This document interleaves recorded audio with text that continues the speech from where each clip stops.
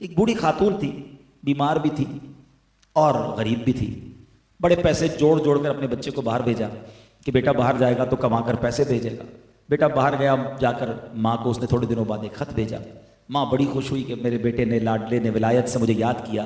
اس لفافے کو چوما، آنکھوں سے لگایا اور دراز میں رکھ دیا. اگلے مہینے پھر خط آیا، پھر بڑی خوش ہوئی مگر پڑھنا جانتی نہیں تھی. پھر اس خط کو دراز میں رکھ دیا. بہت سارے انویلپ آتے گئے، وہ دراز بھرتی گئی، ماں بیمار ہوتی گئی، غربت بڑھتی گئی اور ماں دنیا سے چلی گئی. پڑوس کی خواتین آئیں، گھر کو صاف کیا. دراز کھولا تو بہت سارے انویلپ ملے. جیسے انویلپس کو کھولا تو ان انویلپس میں ہر خط کے ساتھ منی آرڈر تھا. بیٹے نے ہر مہینے ماں کو پیسے بھیجے تھے. اگر وہ سارے منی آرڈر کیش ہو جاتے تو ماں کی غربت بھی دور ہوتی، علاج بھی ہو جانا تھا. مگر ماں پڑھی لکھی نہیں تھی، وہ نہیں جانتی تھی کہ ان خطوں کے اندر، ان لفافوں کے اندر میرے لیے کتنا خزانہ موجود ہے.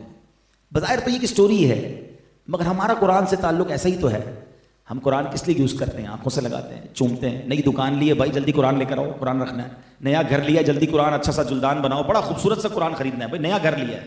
اچھا پھر نیا کاروبار، یار ختم قرآن کرانا ہے تاکہ کاروبار میں برکت چاہیے. گھر میں ختم قرآن کرانا ہے، اور اس میں بھی ہم نے دیکھا کہ ختم قرآن میں بھی جس کے گھر میں ختم قرآن ہے وہ نہیں پڑھ رہا ہوتا ہے. وہ بچوں کو بٹھا دے گا تم پڑھ لو، ساری برکتیں تم لوگ لے کر آؤ میرے گھر میں قرآن کھولنے کے لیے رمضان میں کھولوں گا. سچ بتائیں ہم صحیح کر رہے ہیں قرآن کے ساتھ؟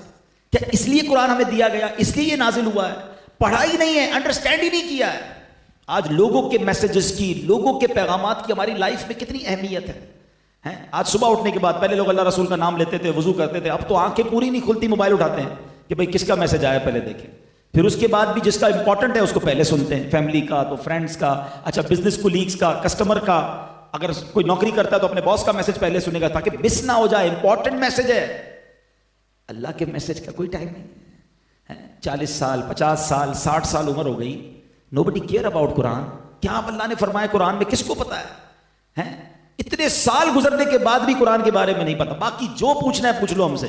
اس ملک میں رہ کر آج افریقہ کے کیا حالات ہیں، امریکہ کے کیا حالات ہیں، سیاست کیا کہتی ہے، اسپورٹس کیا کہتا ہے. $1 خریدنا نہیں، روز ڈالر کا ریٹ معلوم ہوتا ہے. سونے کا ایسے ریٹ معلوم کریں گے جیسے کانیں لی ہوئی ہیں سونے کی. ہر چیز کی معلومات رکھنی ہے، لیکن قرآن کے بارے میں نہ سمجھنے کے لیے کوئی تیار ہے، نہ ٹائم دینے کے لیے تیار ہے. میں آپ سے پوچھتا ہوں، یہ جواب چلے گا اللہ کی بارگاہ میں جب ہم جائیں گے کہ یا اللہ قرآن اس لیے نہیں پڑھ سکا کہ ٹائم نہیں ملا، بیزی بہت تھا، فیملی لائف تھی، بزنس پہ بیزی تھا.